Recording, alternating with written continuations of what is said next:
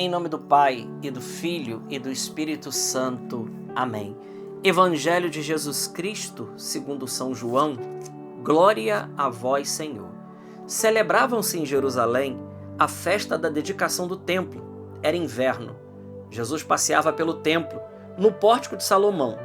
Os judeus rodeavam-no e disseram: até quando nos deixarás em dúvida? Se tu és o Messias, dize-nos abertamente. Jesus respondeu: já vô-lo disse, mas vós não acreditais. As obras que eu faço em nome do meu Pai dão testemunho de mim.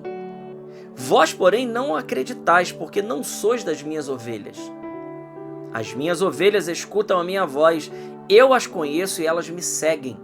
Eu dou-lhes a vida eterna e elas jamais se perderão, e ninguém vai arrancá-las de minha mão. Meu Pai, que me deu essas ovelhas, é maior do que todos, e ninguém pode arrebatá-las da mão do Pai. Eu e o Pai somos um. Palavra da salvação. Glória a vós, Senhor.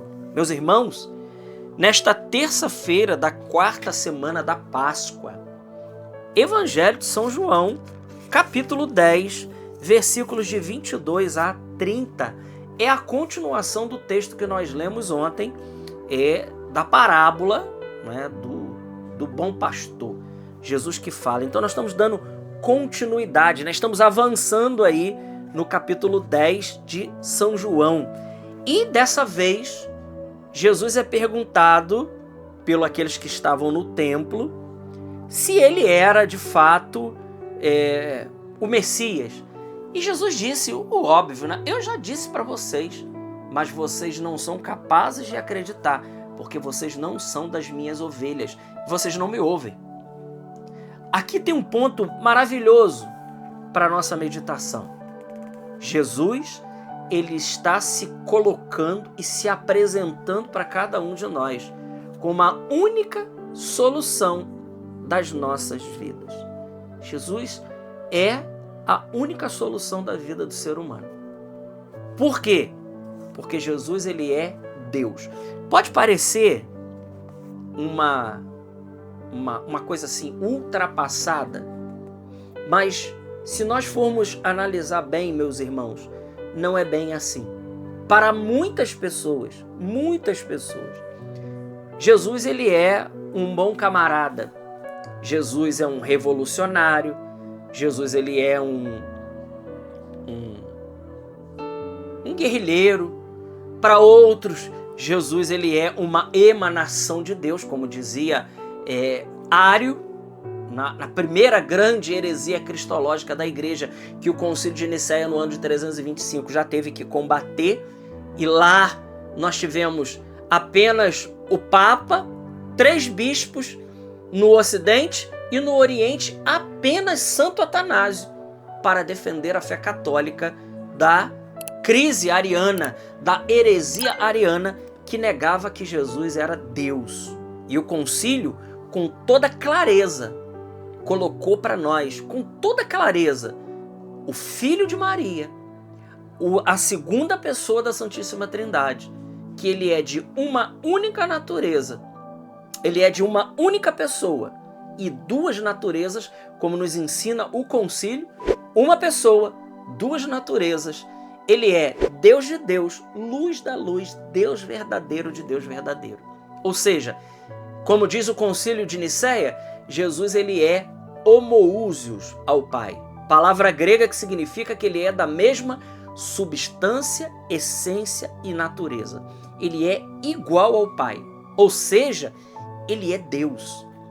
E, como disse no início aqui da nossa meditação, pode parecer que isso, meus irmãos, seja uma coisa tola, ou uma coisa que já esteja resolvida no coração dos cristãos. Não está resolvida, porque se soubessem que Jesus é Deus de verdade, ninguém diria que Maria não é mãe de Deus. Dizem, Maria é mãe do Jesus homem. Ora, esse Jesus homem é Jesus homem, sim, porque ele tem uma natureza, então ele é 100% homem. Só que não pode esquecer que esse que é 100% homem com a sua natureza humana, ele também tem uma natureza divina e ele é 100% Deus. Agora, o mais importante disso é que ali não há duas pessoas. Essa heresia, ela foi combatida pela igreja no concílio de Nicéia e depois no concílio de Constantinopla I, no ano de 381, colocando com toda clareza para a igreja a fé da igreja de sempre. Por isso nós católicos, dizemos com toda tranquilidade, Santa Maria, Mãe de Deus, porque nós sabemos quem é Jesus. Nós sabemos quem é Jesus. Jesus é Deus. Ele é uma única pessoa. Depois que Jesus morre, ele sofre a paixão, morre, ressuscita e é glorificado ao céu, ele volta para o seio da Santíssima Trindade, ele volta para o céu com o seu corpo glorioso. Lá tem um corpo humano glorioso, ressuscitado no seio da Santíssima Trindade, o sacrossanto corpo de nosso Senhor Jesus Cristo, a humanidade santíssima de Cristo. Então, claro, como não dá para ser mãe só do corpo, tem que ser mãe da pessoa. Maria, ela é mãe de Deus. Entende? Como que não se sabe ainda quem é Jesus?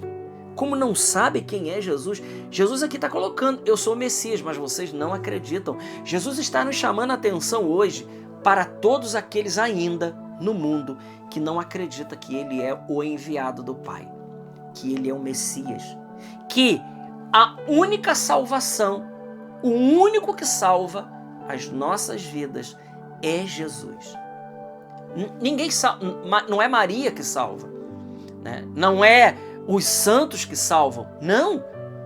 Eles são intercessores, eles são modelos para cada um de nós, mas a salvação, é claro que Nossa Senhora, ela é colaboradora direta com a salvação, Por isso ela é chamada de corredentora, porque é através dela que vem a salvação, mas a salvação é Jesus.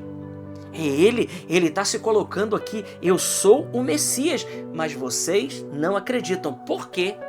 E aqui Jesus chama a atenção de algo importante, porque vocês não são das minhas ovelhas.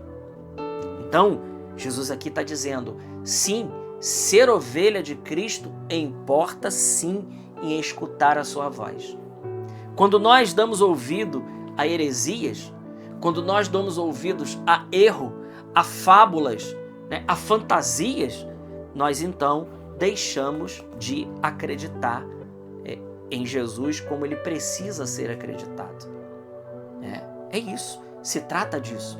Então, o que o Senhor está dizendo para nós hoje é isso, é que as pessoas ainda hoje, em pleno século XXI, e até muitos cristãos, eu não digo só os católicos, mas cristãos, não sabem quem é Jesus.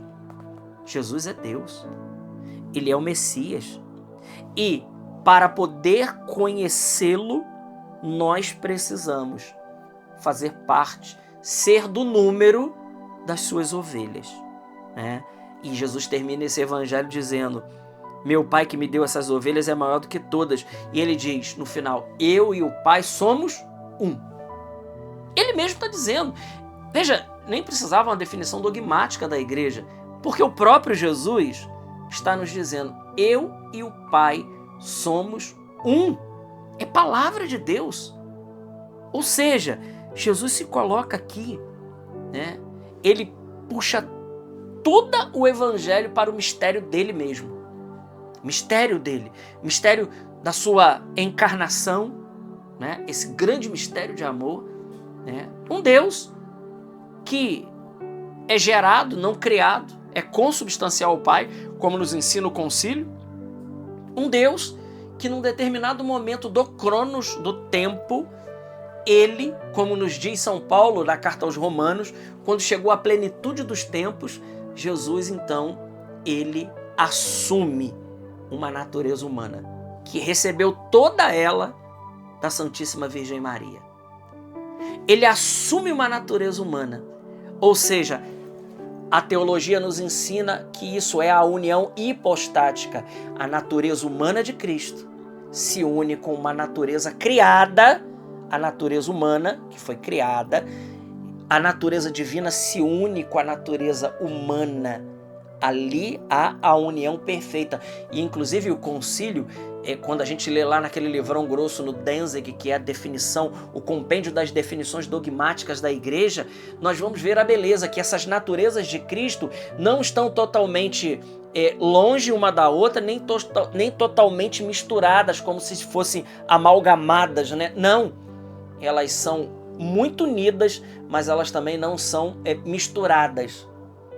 Olha que coisa maravilhosa. O concílio nos explica isso de uma maneira sublime. Então ele é Deus, sim.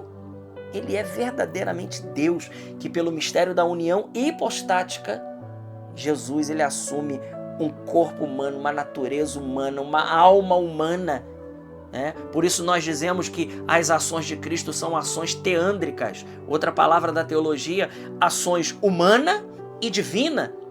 Mas sempre o humano de Cristo está sujeito, subordinado à vontade divina. Jesus tem uma vontade humana? Tem uma vontade humana, porque ele tem uma alma humana, mas a vontade humana de Cristo, ela está sempre submissa à sua vontade divina. Que coisa maravilhosa. Que coisa espetacular, irmãos. Isso é Jesus. Hoje, nós precisamos retomar esse evangelho de hoje. Essa meditação de hoje, ela é um convite para nós retomarmos o anúncio de Cristo.